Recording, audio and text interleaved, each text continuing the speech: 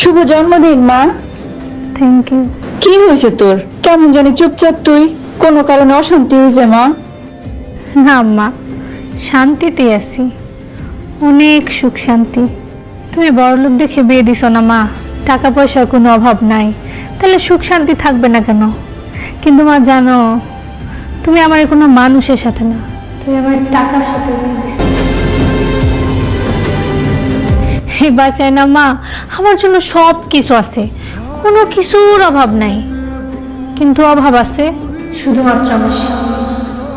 আমার স্বামী তো জানেই না স্ত্রীর প্রতি তার কি দায়িত্ব, কি কর্তব্য। বাদ দাও, এসব কথা আমি কারে বলতেছি যে আমার সুখ শান্তির কথা চিন্তা না করে শুধুমাত্র টাকা পয়সা আর সম্মানের কথা চিন্তা করে আমার এই বাসায় বিয়ে দিছে। আর আম্মা তুমি ঠিকই বলতা যে মেয়ে হিসেবে না আমার কপালটাই খারাপ।